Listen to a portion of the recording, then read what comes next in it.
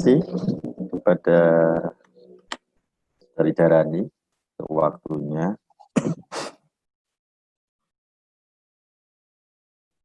Namo Sang Hyang Adi Budaya, Namo Buddhaya. Namo Buddhaya. Bapak, Ibu, dan sahabat Dharma, semoga Anda semua senantiasa terberkati kesehatan dan kemudahan dalam segala aktivitas. Dan kita bersyukur sekali kita masih memiliki cukup kebajikan sehingga pada kesempatan ini kita masih bisa bersama-sama untuk membahas Dharma, bahkan mengikuti pendarasan-pendarasan untuk mengingat, mengulang, dan memahami kembali Dharma. Bapak, Ibu, dan sahabat Dharma,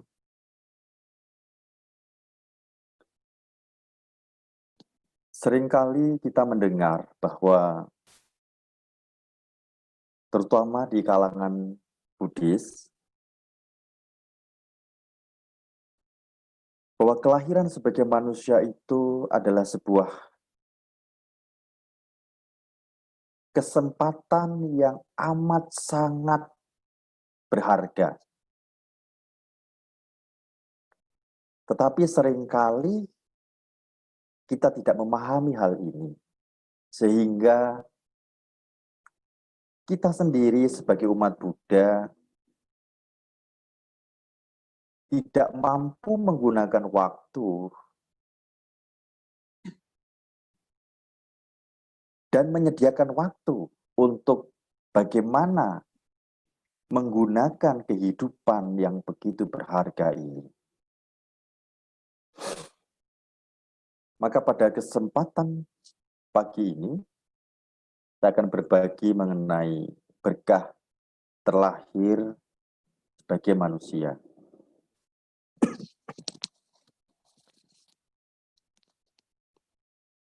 Kita akan pahami dulu mengenai apa itu manusia. Lalu mengapa kehidupan manusia ini dikatakan sebagai sebuah berkah, sebagai sebuah berkah. Dan apakah begitu sulitnya cara kita untuk terlahir sebagai manusia sehingga dikatakan bahwa kelahiran ini merupakan kelahiran yang begitu berharga. Nah, hal-hal ini yang akan kita pahami dan kita akan kita bahas pada pagi hari ini. Kita akan pahami dulu mengenai manusia. Ini hal yang sangat mendasar dan sangat penting sekali. Ketika kita ingin memanfaatkan sebuah benda, misalkan handphone, maka kita harus tahu betul handphone itu apa, untuk apa, sehingga kita tahu adakah kebutuhan-kebutuhan yang bisa tercukupi dari penggunaan handphone. Maka kita akan betul-betul dapat menghargai dan memanfaatkan betul-betul handphone sebagai sebuah sarana yang akan membantu segala aktivitas kehidupan kita. Demikian juga ketika seseorang tidak mampu memahami apa itu manusia, tidak tahu apa itu manusia, sehingga dia tidak mengerti dengan jelas bedanya manusia dengan bukan manusia, maka dia tidak akan tahu betul kualitas-kualitas kapasitas-kapasitas yang harus dikembangkan, yang harus dimiliki sebagai manusia. Sehingga akan ada aktivitas-aktivitas yang begitu berharga untuk menunjang, mendukung perkembangan hidupnya menjadi lebih baik dan semakin menjadi lebih baik. Karena ketidakpahaman inilah sehingga mereka tidak mengerti kualitas dan kapasitasnya sebagai manusia. Maka banyak sekali dari kita ini yang tidak memahami hal ini, kemudian menyanyiakan waktu, membuang-buang kesempatan, bermalas-malas diri, menikmati segala apa yang saat itu ada dan terlena dalam kenikmatan itu, sehingga tidak banyak memberikan perubahan dan perkembangan yang lebih baik dalam hidup. Justru ketika kondisi-kondisi yang begitu sangat rapuh akan semakin terjatuh karena tidak memiliki kualitas, tidak memiliki kapasitas, kecukupan untuk menjadi orang yang baik dan lebih baik lagi. Baik, kita akan pahami dulu maka apa sih sebenarnya manusia. Manusia itu apa sebenarnya? Manusia secara harafiah memiliki arti batin yang tajam dan maju. Batin yang tajam dan maju. Ini arti secara harafiah dari kata manusia. Artinya bahwa ketika kita memahami kata tajam dan maju, kita sudah bisa melihat. Kita sudah bisa tahu. Tajam dan maju ini adalah sebuah kualitas dan kapasitas yang tentu bukan sebagai makhluk biasa. Kapasitas bukan sebagai makhluk biasa-biasa yang bermalas-malas, yang bodoh. Bukan itu tentunya. Nah, karena batin manusia sangat tajam, hal ini membuat manusia jauh lebih mampu memahami kebajikan dan kejahatan dibandingkan makhluk hidup lainnya.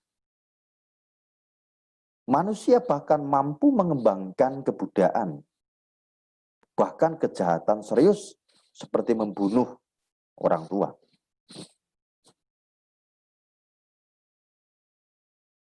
Ini hal yang penting sekali kita pahami bahwa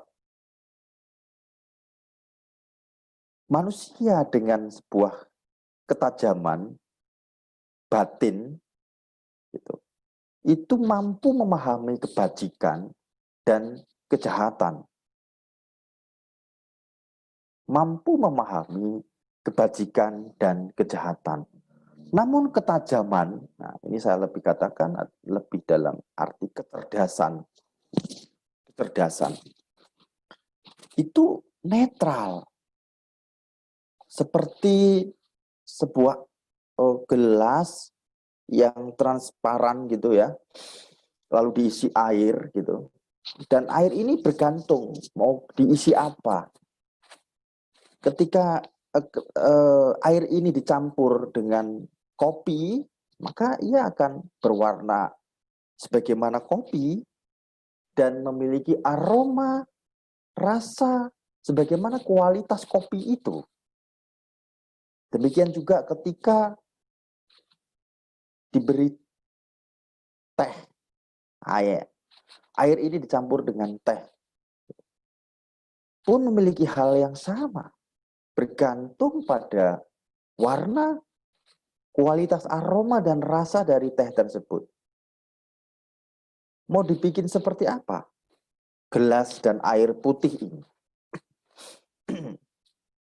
Batin yang tajam, ini mau diisi pengetahuan yang seperti apa? Batin yang cerdas, mau diisi pengetahuan yang seperti apa? Sehingga memiliki kemajuan yang mampu membantu hidup itu menjadi semakin baik.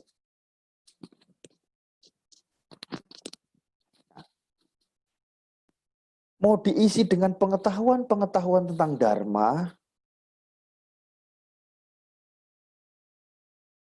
yang kemudian kita punya pemahaman tentang inilah kebajikan yang harus dikembangkan, inilah ketidakbajikan yang harus ditinggalkan.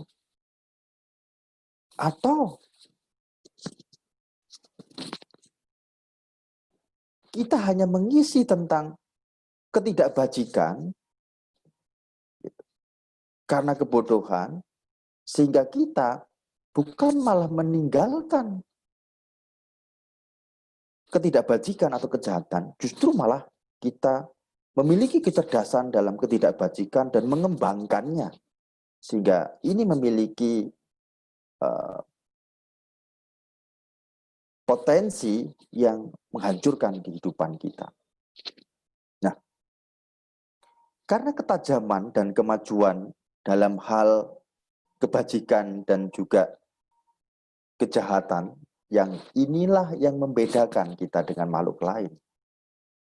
Sehingga ketika kita tahu tentang kejahatan atau ketidakbajikan yang membawa pada bahaya-bahaya kehancuran, ketidakbahagiaan, ketidaksejahteraan, dan kejatuhan di alam-alam rendah, maka kita akan meninggalkan ketajaman, kecerdasan, kemajuan dalam hal memahami ini hanya ada di dalam kehidupan manusia. Hanya ada pada kehidupan manusia. Sehingga sangat memungkinkan sekali untuk mengembangkan kualitas batin yang jauh melampaui duniawi dan mencapai kebudayaan. Atau bahkan ketika kecerdasan ini digunakan dalam kemajuan dalam hal ketidakbajikan, ia mampu menghilangkan yang namanya jasa, pemahaman jasa orang tua. Ia mampu menyakiti, ia mampu melukai, bahkan ia mampu membunuh orang tuanya sendiri. Yang tidak beda dengan makhluk-makhluk selain manusia. Nah, ini hal yang penting yang kita harus pahami. Nah, mengapa dikatakan kelahiran sebagai manusia ini sangat merupakan sebuah berkah, sangat menguntungkan? Karena alam manusia ini merupakan perpaduan dari kesengsaraan dan kenikmatan, penderitaan dan kebahagiaan. Menawarkan kesempatan untuk mencapai kebahagiaan tertinggi, yaitu kebudayaan, mencapai nirwana. Nah, inilah mengapa kelahiran sebagai manusia itu begitu berharga dan sangat berharga.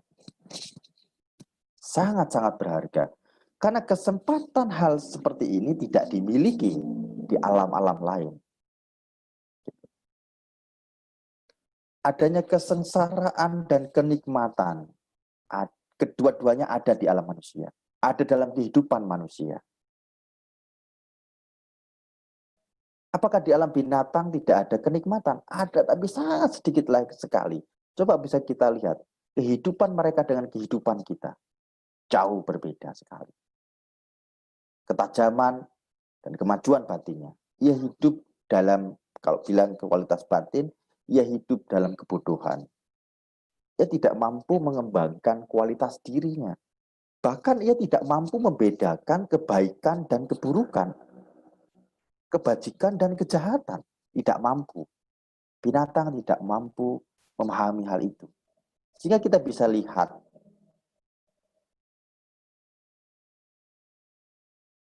kucing memakan tikus itu bukan karena dia tidak memahami atau dia tidak memiliki pemahaman itu bukan kebajikan, tetapi karena kondisi kelaparan, dorongan rasa lapar, ia tidak lagi memahami bajik dan tidak bajik. Apapun yang menurutnya itu sesuatu yang bisa dia makan, ya dia akan makan. Nah, seperti itu terus. Di alam neraka tidak memiliki satu, bahkan dikatakan kalau kita membaca dari apa yang disampaikan oleh Buddha dalam Tipitaka, tidak satu pun memiliki kesempatan kebahagiaan. Batinnya terus menerus dirundung, diliputi oleh penderitaan. Nah, tidak memiliki sama sekali kebahagiaan. Nah, kita di alam manusia, kita mampu memahami kedua-duanya. Kadang kita berada dalam kondisi kualitas-kualitas alam-alam binatang juga. Ketika muncul kebodohan kita, lalu kita tidak mampu memilah kebajikan dan bukan kebajikan. Sehingga tindakan-tindakan tidak bajik pun menjadi sebuah kebiasaan, menjadi sebuah hal yang sepertinya tidak menakutkan.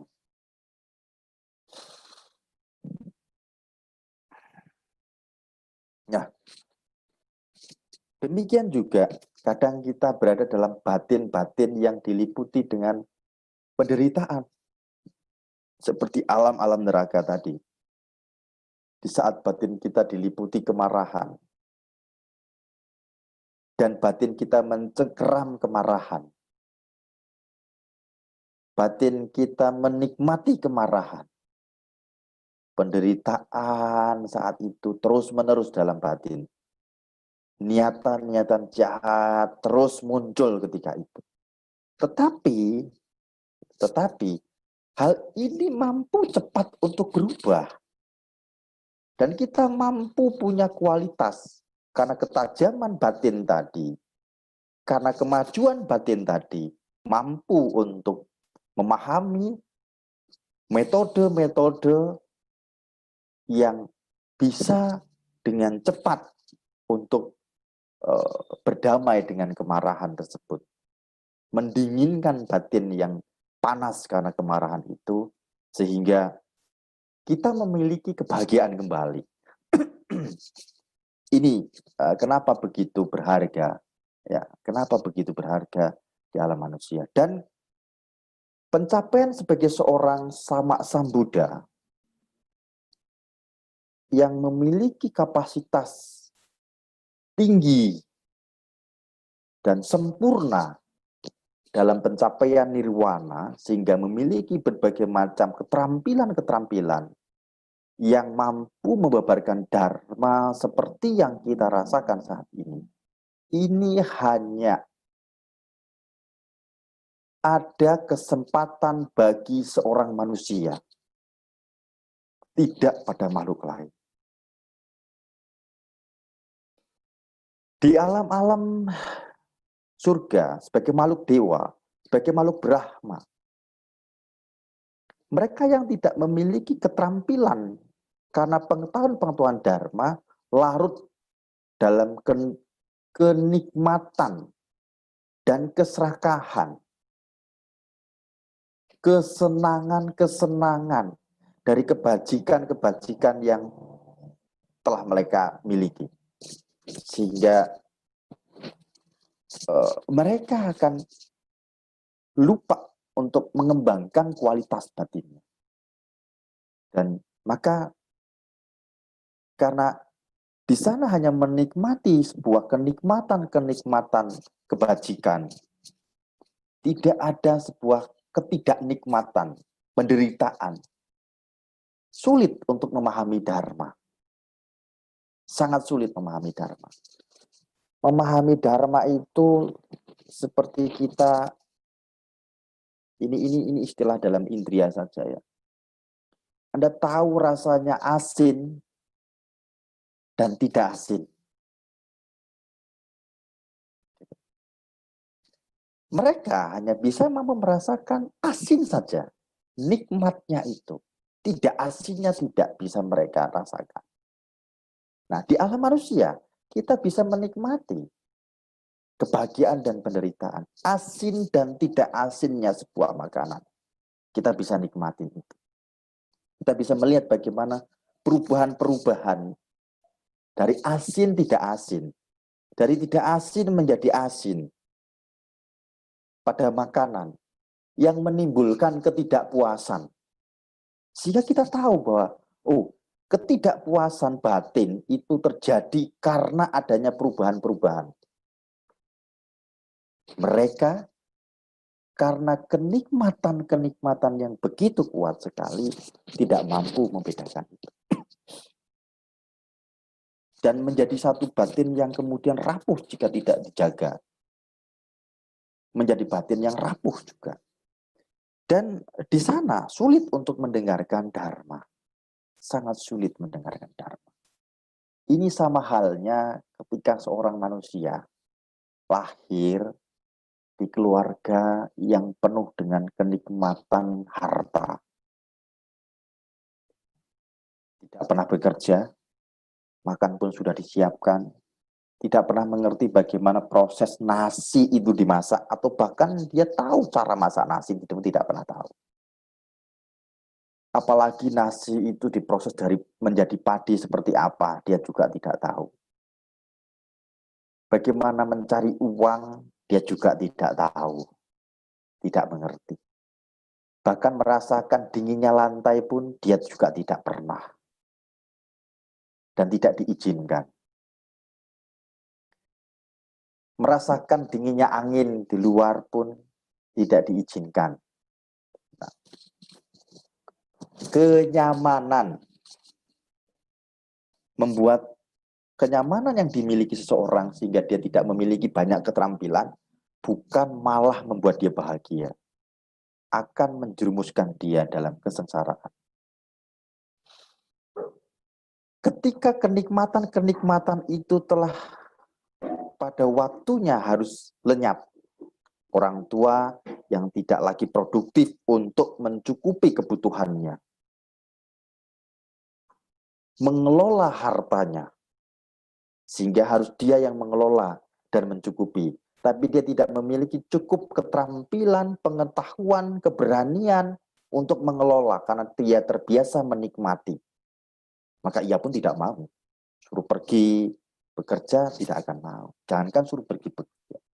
Makan meletakkan piring di tempat cucian pun tidak akan mau, apalagi mencuci. Nah, sehingga ketika penopang-penopang hidupnya ini sudah pudar, ia akan sangat menderita sekali. Ia akan sangat kehilangan sekali. Kalau kita melihat dari apa yang disampaikan Buddha dalam Tipitaka, hal inilah yang terjadi pada kelahiran-kelahiran sebagai dewa, sebagai Brahma di alam surga. Ketika penopang kebajikan dia untuk lahir dan tetap menikmati keindahan, kenikmatan indriawi di sana hilang. Karena dia harus menghadapi kematian. Saat itulah dia muncul ketakutan, muncul kesedihan. Dan dia tidak mempunyai keterampilan untuk mengembangkan bagaimana ia mengembangkan batinnya, membangkitkan batinnya supaya tidak jatuh ke alam yang rendah. Tidak bisa. Sama, anak-anak yang orang-orang yang manusia-manusia yang hidup dalam kenyamanan seperti tadi itu. Maka ketika itu penopangnya, pengelola hartanya sudah tidak ada, ya tidak mampu menopang, melola harta, maka dia hanya menikmati saja, bahkan harta itu akan habis. Saat itu dia akan jatuh miskin. Bahkan ketika jatuh miskin pun, masak air pun tidak bisa. Hanya air panas saja. Masak mie mungkin tidak bisa, karena tidak terbiasa. Saking tidak pernah melakukan aktivitas apapun dan hanya menikmati kesenangan, kenikmatan indria dari kebajikan-kebajikan lampaunya. Kejatuhan terjadi. Kejatuhan terjadi ketika itu. Kejatuhan terjadi. Nah, karena dia tidak mampu mandiri. Maka Buddha katakan juga, meski alam manusia merupakan alam penuh kenikmatan, namun terlahir sebagai manusia tidaklah mudah. Sangat sedikit para makhluk setelah mati terlahir kembali di alam manusia. Lebih banyak mereka terlahir di alam neraka, alam binatang, atau alam hantu menderita. Kelahiran dengan tujuan alam penuh penderitaan sangat tidak menguntungkan karena sangat sulit untuk mempraktikkan dharma. Alam binatang sangat sulit sekali mempraktikkan dharma. Alam neraka sangat sulit sekali mempraktikkan dharma. Alam beta sangat sulit sekali mempraktikkan dharma. Sangat-sangat sulit. Alam dewa, sebagai makhluk dewa, di alam-alam surga masih memungkinkan ketika mereka turun ke alam manusia dan mau mendengarkan dharma. Masih memungkinkan untuk mereka meningkatkan kualitas diri, lepas dari zona nyaman dia karena kebajikannya, lalu dia mengembangkan batinnya, menguatkan batinnya, agar tidak terlena dalam kenikmatan atau keserakahan terlena dalam keserakahan karena kenikmatan kebajikan-kebajikan lampaunya. Yang mampu membangkitkan itu, meningkatkan kualitas batinnya, maka banyak juga makhluk-makhluk dewa yang di alam-alam surga itu mencapai tingkat kesucian ketika dia mendengarkan dhamma di alam manusia. Banyak sekali mereka.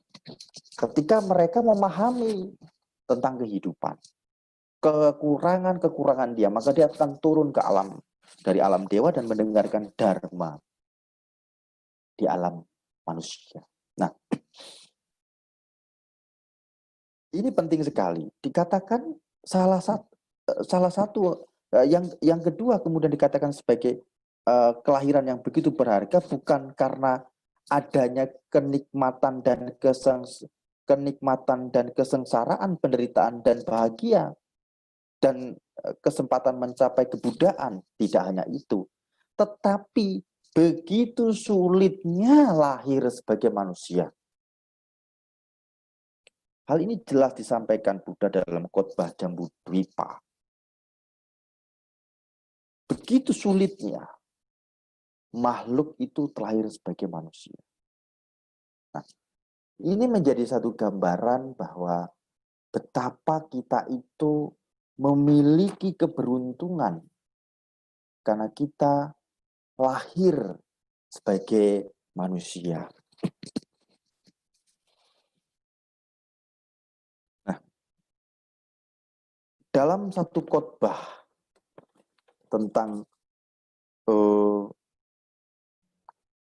ketidakberuntungan, waktu yang tidak menguntungkan, yang disampaikan Buddha kepada para biku, terekam dalam kitab Anguttara Nikaya. Ada 8 kondisi yang tidak menguntungkan.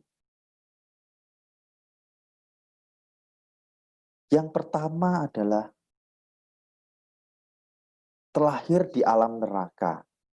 Makhluk di alam ini mengalami penderitaan dan siksaan tanpa henti sehingga tidak dapat melakukan kebajikan. Yang kedua adalah terlahir di alam binatang. Makhluk di alam ini selalu dalam ketakutan, tidak dapat memahami kebajikan dan kejahatan. Yang ketiga terlahir di alam hantu menderita atau yang sering kita katakan sebagai alam peta. Makhluk di alam ini tidak dapat melakukan kebajikan karena mereka mengalami penderitaan berupa kekeringan, panas, kelaparan, dan kehausan. Yang keempat, terlahir di alam asa nyata bumi, ini alam Brahma. Meskipun ini kelahiran alam Brahma, namun merupakan waktu kelahiran yang tidak menguntungkan. Karena makhluk di alam ini tidak memiliki indera pendengar sehingga tidak dapat mendengar dhamma. Terlahir di provinsi terpencil di antara orang-orang yang kasar. Ini yang kelima. Memiliki tingkat kecerdasan yang rendah dan tidak mau mendengarkan dhamma walaupun mereka memiliki indera pendengar. Bahkan di sana tidak ada para biku, bikuni, upasaka, dan upasika. Yang ini kalau di dalam Manggala Sutta dikatakan bukan tempat yang baik, yang tepat untuk ditinggali, yang sesuai untuk ditinggali. Yang keenam, terlahir di provinsi tengah, tetapi dengan pandangan salah. Jadi meskipun mereka telah di provinsi tengah di mana Buddha muncul dan Dhamma sedang berkembang, namun mereka ini memiliki pandangan salah karena tidak mendengarkan dan memahami Dharma. Yang ketujuh, terlahir di provinsi tetapi tidak memiliki kebijaksanaan. Di provinsi tengah, tetapi tidak memiliki kebijaksanaan, bodoh, tumpul, dan memiliki indera cacat seperti buta, tuli, bisu, sehingga tidak mampu melihat, mendengar dhamma, atau memahami kebajikan dan kejahatan. Yang kedelapan, terlahir di saat tidak ada kemunculan manusia Buddha. Pada saat tidak ada kemunculan manusia Buddha, para makhluk tidak mengenal dhamma, sehingga tidak dapat mempraktikkan, mengembangkan kebijaksanaan, moralitas, dan konsentrasi. Ini adalah 8 waktu tidak menguntungkan yang merupakan waktu kelahiran tidak tepat untuk menjalani spiritual. Nah, sekarang ini kita tidak berada dalam kondisi-kondisi ini. Tidak berada di antara kondisi-kondisi ini. Kita bukan terlahir di neraka. Kita bukan terlahir di alam binatang. Kita bukan terlahir di alam hantu menderita. Kita bukan terlahir di alam asa nyata bumi. Kita ini tidak terlahir di tempat orang-orang yang kasar atau dikatakan provinsi terpencil. Di antara orang-orang yang kasar, yang dengan tingkat kecerdasan rendah, ya, tidak memiliki kesempatan mendengarkan dharma, tidak ada biku, bikuni, upasaka atau posika. Kita ini berada di kondisi di mana ada biku, bikuni, upasaka, dan upasika. Dan berada di mana Buddha telah muncul, Dhamma telah dibabarkan, dan Dhamma sedang berkembang. Kita ini tidak memiliki pandangan salah. Kita orang-orang yang paling tidak mampu merubah pandangan-pandangan yang selama ini salah menjadi pandangan-pandangan benar. Karena kita tidak memiliki kebodohan, ketumbulan, cacat dalam hal batin, dan sebagainya. Kita memiliki kondisi-kondisi ini.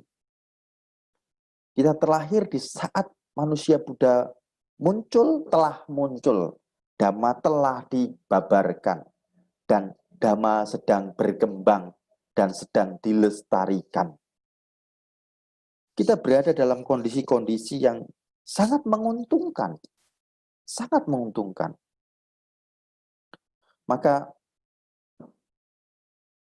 waktu yang menguntungkan ini memungkinkan untuk mempraktekkan Dhamma yang diajarkan Buddha. Memungkinkan kita. Tinggal sekarang ini kita mampu tidak melemahkan, melawan rintangan-rintangan batin kita. Mampu tidak? Saat ini meskipun Dhamma telah dibabarkan, Buddha telah muncul, karena telah wafat ya, telah maha parinibbana, Dhamma telah dibabarkan dan sedang berkembang dan dilestarikan. Tapi banyak loh orang-orang yang memang lahir di tempat-tempat yang dikatakan tempat terpencil tadi. Di lingkungan yang kasar, yang kejam, dengan tingkat kecerdasan yang rendah. Tidak lagi dia melihat sisi baik dan buruk, tapi hanya melihat bagaimana ia hidup. Hanya seperti itu saja.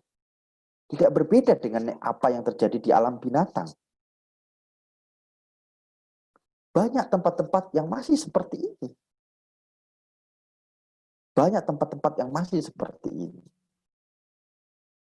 Mereka mau mendengar, bahkan dia tidak mau mendengar Dharma. Tidak mau. Tidak mau. Bahkan sulit mungkin. Ada orang-orang yang mungkin memiliki pandangan benar, ya, kebijakan, kebijaksanaan, kecerdasan. Tetapi ya sulit sekali untuk bertemu dengan Dharma. Sangat sulit. Mau mendengarkan Dharma seperti ini, sangat sulit. Sampai detik ini pun masih banyak yang mengalami kondisi-kondisi seperti itu. Tidak perlu di daerah-daerah pelosok, bahkan di sekeliling kita, daerah kota-kota pun. Banyak orang-orang yang sebenarnya ingin tahu Dharma, dia sulit mencari informasi tentang Dharma. Mau pingin ketemu biku pun sulitnya luar biasa. Padahal dia sering nonton di televisi ada biku. Tapi mau ketemu pun susah. Gitu. Begitu dia ada waktu mau ketemu, bikunya nggak ada. Nggak ketemu. Mau mendengarkan Dhamma, ada aktivitas yang sulit dia tidak bisa tinggalkan. Yang sulit ditinggalkan. Sulit sekali. Kondisi karmanya tidak mendukung. Tidak mendukung. Nah, kita semua saat ini mau ketemu biku gampang, Anda. Tidak perlu ketemu langsung secara fisik, virtual begini sudah ketemu. Anda bisa langsung untuk diskusi. Anda bisa mendengarkan Dharma. Telinga tidak tuli, batin tidak tumpul, pun bijaksana. Bahkan tahu hal baik dan hal buruk. Tinggal kita itu rajin tidak membiasakan hal-hal baik itu. Gitu. Mau ke wihara, nggak perlu lagi jalan kaki. Saya dulu harus jalan kaki. Ini sekarang nggak perlu jalan kaki. Ada motor, nggak perlu, bahkan ada mobil kan. Nggak perlu mobil sendiri juga sekarang. Grab banyak, takut hujan, Grab banyak, gitu. Nggak ribet, gitu, mudah. Tetapi heran, gitu, wihara juga masih sepi, gitu. Ketika coba lihat rintangan-rintangan apa yang Anda miliki. Satu, bangun pagi susah. Jam 9 dibilang pagi. Kadang-kadang heran gitu. Jam 9 dibilang pagi. Jam 9 itu sudah mau masuk siang hari. Masih dibilang pagi, susah bangun. Nah, lalu ke wihara dekat gitu kan. Nggak jauh. Begitu mudahnya. Tinggal tadi rintangan-rintangan batin, kelambanan dan keloyoan. Ya, kemalasan ini mampu enggak kita lawan? Gitu. Mampu enggak kita lawan? Niatan-niatan jahat untuk tidak belajar Dharma ini mampu enggak kita lawan? Keraguan-raguan terhadap Dharma mampu enggak kita lawan? Itu rintangan-rintangan batin. Itu rintangan-rintangan batin. Kegelisahan-kegelisahan yang kalau di wihara cuma melihat Bante yang tak punya rambut, pakai selimut, gitu kan. pakaiannya tidak seksi, rambut tidak ada lagi gitu ya, penampilannya seperti itu saja, tidak menarik gitu kan. Karena mereka lebih pada kesenangan dan kenikmatan indera. Ini bukan pemandangan yang enak. Enak kalau pergi ke mall saja deh ya, melihat orang-orang yang tampan, orang-orang yang cantik. Nah, lebih menarik gitu kan, lebih menarik. Nah, tapi mau cepat sekali kan gitu. Mall belum buka pun sudah ditunggu di depan pintu, suruh cepat-cepat buka gitu. Wihara sudah dibuka, mau ditutup pun belum datang-datang ke wihara gitu ya. Mau ditutup wihara pun belum juga ada yang mau datang, belum juga datang. Ini kita masih memiliki pandangan-pandangan salah dan belum punya kebijaksanaan meskipun kita terlahir di tempat di provinsi tengah tadi loh. Kita tinggal di tempat yang sesuai. Batin kita masih tumpul, belum bijaksana batin kita. Batin kita ini masih tumpul, masih bodoh, belum punya pandangan-pandangan yang tepat tentang hidup. Karena tidak memahami betapa berharganya kehidupan ini. Betapa berkah yang besar sekali sebagai manusia. Betapa berkah sekali kita tinggal di tempat yang sesuai. Ya, datangnya nanti. Kapan datang ke wihara? Nanti kalau sudah ada keluarga yang meninggal, gitu, usahanya bangkrut, baru ke wihara. Gitu. Ibaratkan orang lapar, tidak punya makanan, tidak punya peralatan,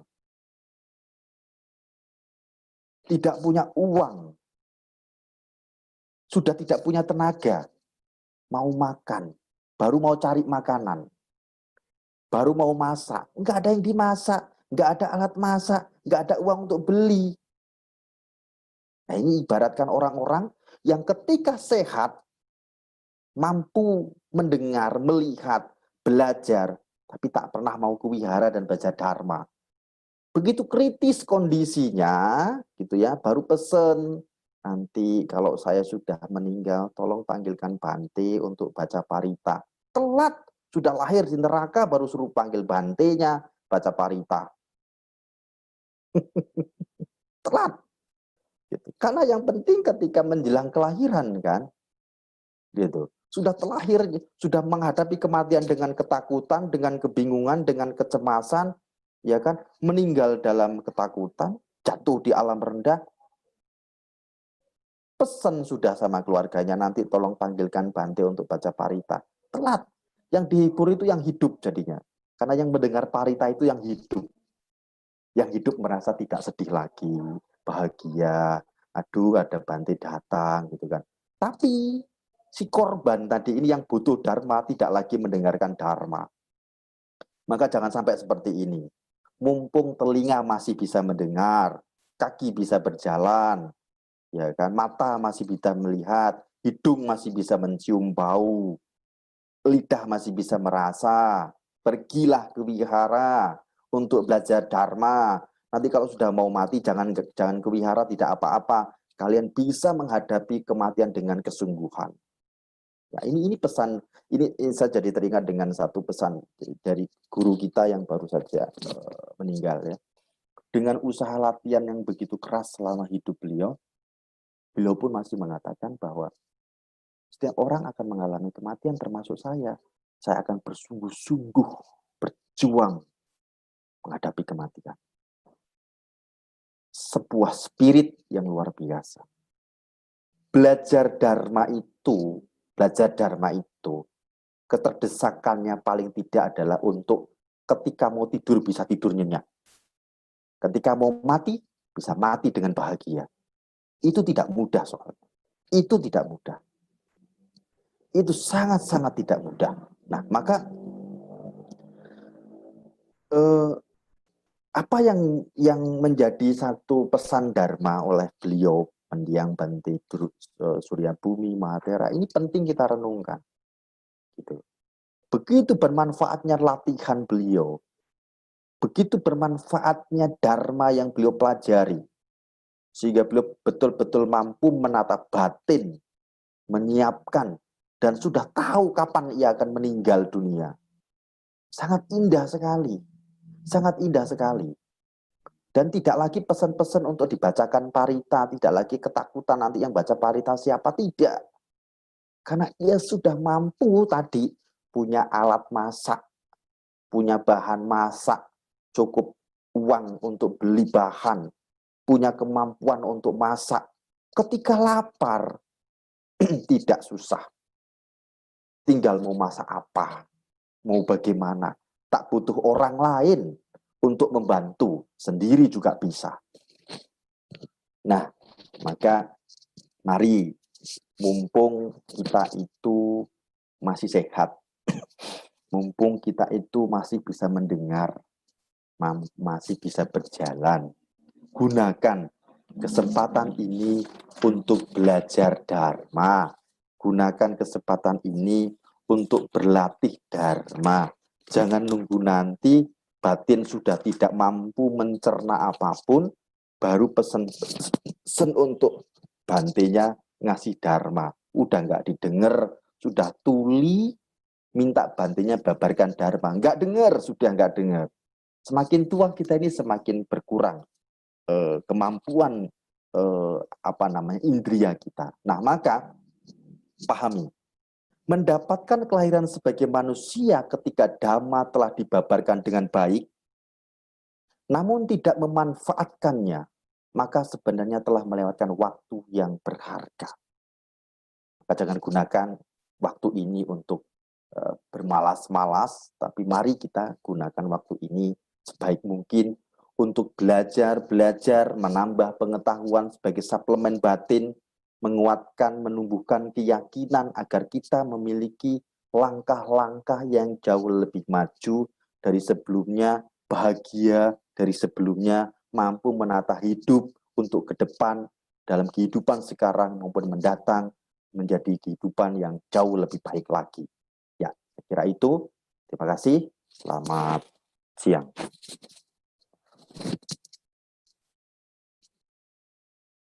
Baik, Bante, terima kasih atas Dhamma Desananya. Bante, izinkan saya membacakan ada yang bertanya di live channel YouTube. Boleh. Namo Buddhaya Bante, saya Dudi, ingin bertanya bagaimana menyikapi sifat manusia yang egois, baik dalam keluarga, lingkungan kerja, dan sahabat, sehubungan dengan topik pagi ini. Terima kasih. Menghadapi orang yang egois. Ya. Bagaimana menyikapi sifat manusia yang egois dalam keluarga, lingkungan kerja, maupun sahabat? Satu, kita jangan ikut egois. Ini penting sekali. Kita jangan ikut-ikutan egois. Karena kita tahu egois itu merugikan diri sendiri dan juga orang lain. Keegoisan itu merugikan diri sendiri. Ini yang sangat utama. Dan juga merugikan orang lain. Menutup jaringan dan rezeki sendiri. Ini pertama yang harus kita pahami. Maka tidak perlu ikut-ikutan egois. Gitu. Fokuslah pada fokuslah kepada hal-hal baik yang bisa memberikan diri Anda itu pengetahuan yang membuat hidup Anda menjadi jauh lebih maju lagi daripada mereka. Gitu. Maka orang-orang egois itu, kalau kita ngomong dalam berkah utama, itu jangan bergaul dengan mereka. Artinya, kita bukan membenci, gitu, tapi tidak mengikuti cara hidupnya. Tinggalkan cara hidup yang seperti itu. Abaikan. Ketika itu sahabat kita bisa coba untuk mengingatkan. Tapi ingat, kita tidak bisa merubah orang lain. Karena seseorang berubah itu, jika ia meyakini pandangan yang dia pahami itu benar, dia akan berubah. Tapi jika tidak, sangat sulit. Dia butuh proses belajar, butuh proses tempatan hidup, agar dia itu batinnya betul-betul menyadari bahwa itu adalah kekeliruan. Tapi sebagai sahabat, tidak ada salahnya sekedar mengingatkan saja. Mengingatkan, gitu. Mengingatkan, lalu memberikan contoh kepadanya. Tidak salah. Tapi ingat, Jangan berpikir dengan kata-kata kita dia akan berubah total, tidak juga. Itu bergantung pada tingkat kecerdasan, tingkat kebijakan orang tersebut. Maka yang paling penting tinggalkan ya sifat seperti itu dan tinggalkan orang-orang seperti itu. Artinya jangan diikuti gaya hidup, cara hidup yang seperti itu. Seperti itu. Terima kasih. Baik, terima kasih Bante. Ada pertanyaan lagi dari Anto, apakah penyebab setiap mendengar Dharma dan meditasi suka mengantuk? Mohon saran dari Bante untuk mengatasinya. Lalu beliau menanyakan juga Mana apakah gimana? di alam Mohon diulangi. Tawatimsa dapat mendengar Dharma? Mohon diulangi. Bante, saya mau bertanya, apa penyebab setiap mendengar Dharma atau meditasi kita suka mengantuk? Mohon saran dari Bante untuk mengatasinya. Lalu yang kedua, beliau menanyakan apakah di alam Tawatimsa dapat mendengar Dharma? Baik. Yang pertama, Anda harus cek dulu. Ketika mau mendengarkan Dharma, kapanpun itu harus ada persiapan. Istirahat yang cukup, biar tidak lelah, sehingga tidak ngantuk. Karena salah satu penyebab ngantuk itu juga bisa karena badan terlalu lelah, ya, terlalu lelah gitu kan. Nah, yang kedua yang sangat penting, keyakinan. Seperti apapun kelelahan, sebenarnya ketika kita punya keyakinan terhadap Dharma, ya, punya keyakinan terhadap Dharma, kita tahu bagaimana mengatasi keraguan-raguan itu, gitu kan? Itu kita bisa tetap akan mampu untuk mendengar Dharma dengan baik. Maka yang pertama Anda itu berkaitan dengan persiapan mendengar Dharma. Persiapan dengan mendengar Dharma itu penting. Persiapannya itu yang tadi adalah secara fisik usahakan untuk istirahat yang cukup. Secara batin tumbuhkan motivasi.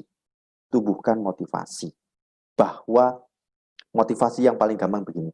Saya itu butuh Dharma, saya butuh pengetahuan. Artinya bahwa katakan dalam diri, batin saya gelisah, saya butuh pengetahuan untuk menghadapi kegelisahan.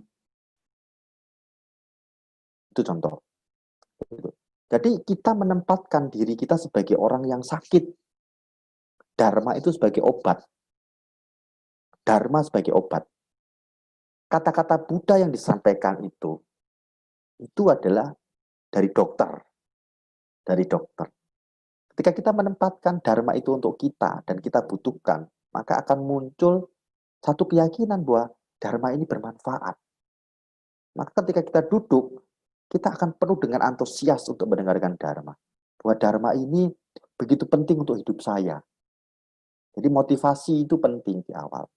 Nah, persiapan dan motivasi itu penting. Sehingga ketika mendengar Dharma, kita sudah muncul keyakinan. Keyakinan bahwa Dharma ini adalah obat untuk hidup saya. Kenapa? Saya mengalami sakit, gelisah, keraguan-raguan, niatan jahat, gitu. Ya, kemudian tidak semangat, gitu, kan gitu. Keloyoan. Ini adalah sakit dan saya butuh obat-obat ini, gitu. Butuh obat-obat. Nah ini muncul keyakinan betapa berharga dan bermanfaatnya Dharma itu. Maka ketika itu bisa menggugah perhatian kita. Ketika mendengar Dharma perhatian kita akan muncul dan kuat. Ketika perhatian kuat, nah perhatian kuat kita mampu mendengar ini dengan perhatian yang kuat, keyakinan kuat, maka akan ada upaya yang kuat, ada perhatian, ada konsentrasi, ada kebijaksanaan yang muncul. 5 ini sebagai kekuatan batin. Kebijaksanaan yang muncul bahwa saya sedang mendengar Dharma, ini Dharma adalah obat dalam hidup saya. Kurang lebih itu yang perlu dipersiapkan dan dilakukan gitu ya. Nah, yang kedua, apakah di Tawatimsa bisa mendengar Dharma? Bisa saja kalau ada yang membabarkan Dharma di sana. Seperti yang dilakukan oleh Buddha gitu kan. Pergi ke Tusita gitu kan. Pergi ke Tusita ya ke sana gitu kan. Bisa saja jika ada Buddha yang pergi ke alam surga atau para biku yang mampu untuk mengajar Dharma di sana. Jika tidak, kebanyakan dari mereka yang di Tawatimsa itu seperti Raja Saka, mereka turun ke alam manusia bahkan untuk memiliki kesempatan berderma kepada yang mulia kasapa, ia sampai menyamar menjadi orang sebagai manusia agar punya kesempatan berderma, gitu kan. Dia tahu berderma pada mereka yang baru mencapai pencerahan seperti yang mulia Makasapa ketika itu adalah kesempatan kebajikan yang begitu besar. Dia tahu itu, dia turun dari Tusita, dari Tawatimsa hanya untuk berderma. Raja Saka pun menyamar seperti itu sampean. Bagi mereka yang betul-betul tahu tentang dharma dan besarnya praktek dharma, akan seperti itu. Jadi bisa saja mereka mendengar dharma kalau ada yang membabarkan di sana. Kalau tidak, mereka yang turun ke alam manusia. Seperti itu. Terima kasih. Baik, Bante, terima kasih. Pertanyaannya, itu pertanyaan terakhir. Ada closing statement dari Bante atau bagaimana? Ya, baik. Mari kita manfaatkan kehidupan yang begitu berharga ini dengan merenungkan betapa cepatnya kehidupan ini, sehingga kita akan ada keterdesakan untuk melakukan praktek-praktek dharma dalam menghimpun kebajikan agar hidup kita semakin selaras dan semakin maju, semakin bahagia dan sukses. Terima kasih. Ya, terima kasih kami sampaikan kepada Bante Nyana Silatera atas uraian khotbah Dharma pada pagi hari ini. Terima kasih Bante, Namo Buddhaya. Ya, sama-sama. Baik Bapak dan Ibu serta saudara-saudari sedharma yang berbahagia, selanjutnya kami membuka kesempatan untuk mendukung kegiatan Wihara Buddhasena. Di tengah pandemi ini kami membuka kesempatan baik untuk menyokong kelangsungan kegiatan di Wihara Buddhasena Bogor. Mari kita dukung juga kegiatan online Wihara Buddhasena. Mari kita bersama-sama berbuat kebajikan dengan cara berderma. Derma dapat langsung dilakukan dengan cara transfer ke nomor rekening Yayasan Buddhasena yang tertera di layar Anda. Untuk informasi lebih lanjut dapat menghubungi nomor sekretariat yang ada di layar Anda.